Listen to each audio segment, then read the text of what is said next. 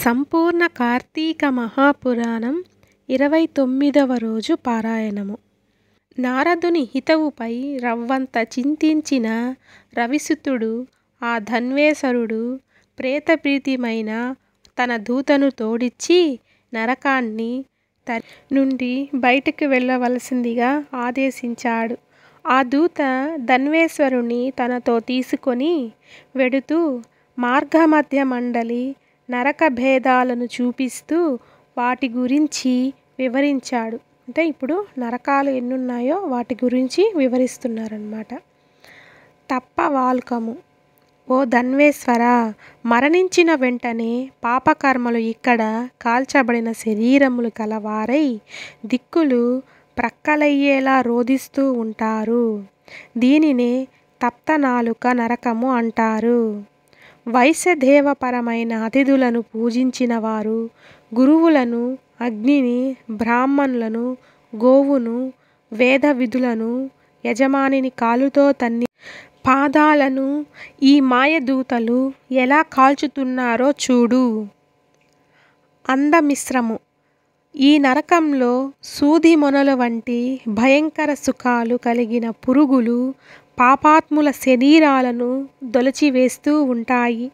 ఇది 16 రకములుగా కుక్కలు, గ్రద్దలు, కాకులు మొదలగు పక్షి జంతువ సమ్మిత్తమై ఉంటుంది.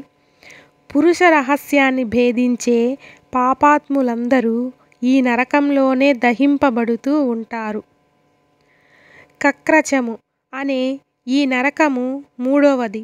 ఇక్కడ పాపాత్ములను అడ్డముగాను, నిలువుగాను, ఏటవాలుగాను, సమూలముగాను, అంగాంగాలుగాను రంపాలతో కోస్తూ ఉంటారు. అస్థి ప్రవర్తవనం. 4వ నరకద్రోణి అయిన దీనినే భార్యాభర్తలను, తల్లిదండ్రుల నుంచి సంతానమును ఎడబాటు చేసే పాపులంతా ఈ నరకానికి చేరి నిలువెల్ల బాణాలతో గుచ్చబడి అస్థిపత్తాలచే శరీరాలు చించబడి ధారాలుగా కారే నెత్తుటి వాసనకు వెంటపడి తరిమే తోడేళ్ల గుంపులకు భయపడి పారిపోవాలని పరుగులు తీసి పారిపోయే దిక్కులేక పరితపిస్తూ ఉంటారు. చంపుట, భేదించుట మొదలగు విధులతో ఈ నరకం 6 రకాలుగా ఉంటుంది. కూటశ్యామలి. 16వ రకాలుగా దండించజేసి పరస్త్రీలను ద్రవ్యాన్ని హరించే వాళ్ళు పరాపకారులు అయిన పాపులు ఉండేది కూటశ్యామలి నరకం. రక్తపూయము.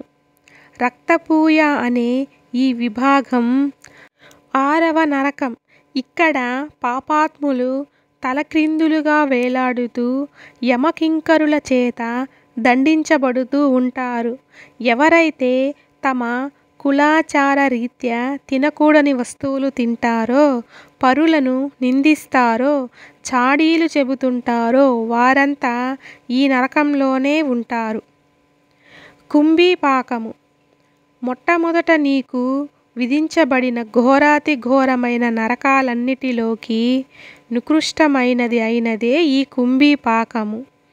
7వ నరకం. దృష్టద్రవ్యములు, దుర్భారాకి కీలలు, దుస్పహ దుర్గంధాలతో కూడి ఉన్నది. రౌర్యము అనే నరకం. నరకాల్లో 8వదైన ఈ రౌరవం దీర్ఘకాలమని తెలుసుకో. ఇందులో పడినవారు కొన్ని వేల సంవత్సరములు దాకా బయటపడలేరు. ధన్వేశ్వర, మన ప్రమేయం లేకుండా మన కంటిన పాపాన్ని, సూక్ష్మమని మనకు మనదై చేసుకున్న పాపాన్ని అర్జనమని అంటారు. ఈ 2 రకాల పాపాలు కలిపి 7 విధాలుగా ఉన్నాయి. 1 అపకీర్ణం, 2 పాక్యేయం, 3 మలినీకరణం, 4 జాతిభ్రసం, 5 ఉపవీకతం, 6 అతిపాతకం, 7 మహాపాతకం. ఈ పరిదృశ్యశూలులైన నరకుల చేత ఉపరి 7 రకాలు నరకాలుగా వరసలుగా అనుభవిస్తూ ఉంటారు. కానీ నువ్వు కార్తీక వ్రతస్థులైన వారి సాంగత్యం ద్వారా పొందిన అమిత పుణ్యం కలిగిన వాడవు కావడం వలన ఈ నరకాన్ని కేవలం దర్శన మాత్రంగానే తరలించసాగావు. నరక బాధల గురించి ధన్వేశ్వరునికి అంతా వివరించి చెప్పాడు. నారదుడు చెప్పిన విధంగా యమదూత అయిన ప్రేతాధిపతి ధన్వేశ్వరుడు యక్షలోకానికి చేర్చాడు. అక్కడ అతడు యక్షరూపుడై కుబేరన కార్పుడై ధనయుక్తుడనే పేరును పొందాడు. విశ్వామిత్రుడు అఢేయోధ్యలో ఏర్పడిన ధనయక్షంతరి తీర్థం ఇతని పేరు మీదనే సుమా.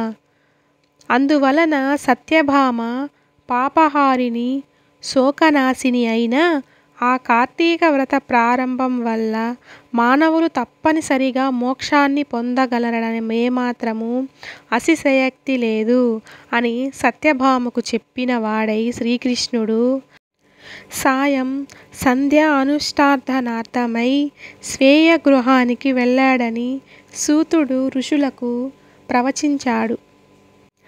సూత ఉవాచ ఈ కార్తీక మాసము పాపనాశిని, విష్ణువుకు ప్రియకరి, వ్రతస్థుల భక్తి ముక్తిదాయి అయి ఉంది.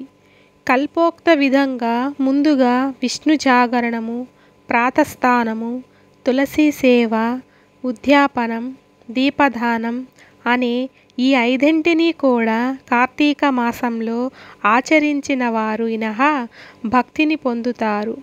పాపాలు పోవాలన్నా, దుఃఖాలు తీరాలన్నా, కష్టాలు కడతేరాలన్నా కార్తీక వ్రతాన్ని మించినది మరొకటి లేదు. ధర్మార్థ కామ మోక్షాలు 4 కోసన ఈ కార్తీక వ్రతం ఆచరించవలసి ఉంది. కష్టములో ఉన్నవాడైనా, దుర్గారణ్యగతుడైన రోగి అయినా సరే విడవకుండా ఈ వ్రతాన్ని పాటించాలి. ఎటువంటి ఇబ్బందులు కలిగిన వారై వ్రతమును మానకుండా శివాలయంలోనే, విష్ణు ఆలయంలోనే హరిజాగారాన్ని ఆచరించాలి. శివ విష్ణు దేవాలయాలు చేరువలో లేనప్పుడు రావి చెట్టు వద్ద కానీ, తులసి వనంలో కానీ వ్రతం చేసుకోవచ్చును. విష్ణు సన్నిధానంలో విష్ణు కీర్తనలు ఆలపించేవాళ్ళు, సమస్త గోదాన ఫలాన్ని, వాద్యాలు వాయించేవాళ్ళు అశ్వమేధ ఫలాన్ని, నర్తకులు స్వరతీర్థాలు స్థాన ఫలాన్ని పొందుతారు. ఆపదలో ఉన్నవారు, రోగి, మంచినీరు దొరకనివాడు వీళ్ళు కేశవనామముతో లాంఛన మర్జనమాచరించినా చాలు. వ్రతోద్యాపనము శక్తి లేని వాళ్ళు బ్రాహ్మణులకు భోజనం పెడినా సరిపోతుంది. శ్రీ మహావిష్ణువు యొక్క స్వరూపమే బ్రాహ్మణుడు కావున కార్తీకమందు బ్రాహ్మణుని సంతోషపరచడం చాలా ప్రధానం. అందుకుగాను శక్తి లేని వాళ్ళు గోపూజ చేసినా చాలును. అపాటి శక్తి అయినా లేని వాళ్ళు రావి, మర్రి వృక్షాలకు పూజించినంత మాత్రం చేతనే వ్రతాన్ని సంపూర్తి చేసిన ఫలాన్ని పొందగలుగుతారు. దీపదానం చేసే సొమ్ము లేనివారు, దీపారాధనకైనా తావత్తు లేనివారు ఇతరులచే వెలిగింపబడిన దీపాన్ని ప్రజ్వలింపచేసి గాలి మొదలైన వాటి వలన అది ఆరకుండా పరిరక్షించినా కూడా పుణ్యం పొందుతారు. పూజకు తులసి అందుబాటులో లేనివారు తులసికి బదులుగా విష్ణు భక్తుడైన బ్రాహ్మణుని పూజించాలి. రావి, మర్రి చెట్టు వృక్షాల గురించి తెలుసుకుందాం. సూతుడు చెప్పినది విని ఇతర వృక్షములన్నిటికంటే కూడా రావి, మర్రి వృక్షాలు మాత్రమే గో బ్రాహ్మణ తుల్య పవిత్రతని ఎలా పొందాయి అని అడిగాడు సూత్రుడు.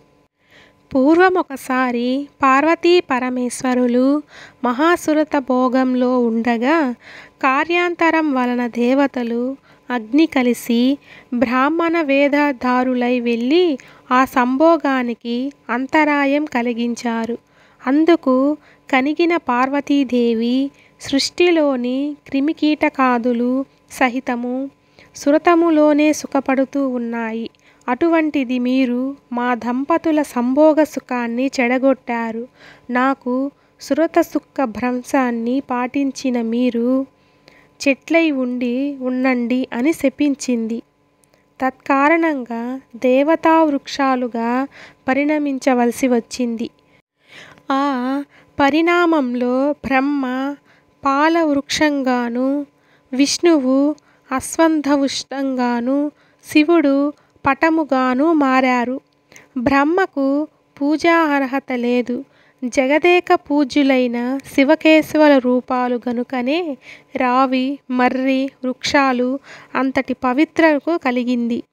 వీటిలో రావి చెట్టు శని దృష్టికి సంబంధితమైన కారణంగా శనివారం నాడు మాత్రమే పూజనీయమైంది.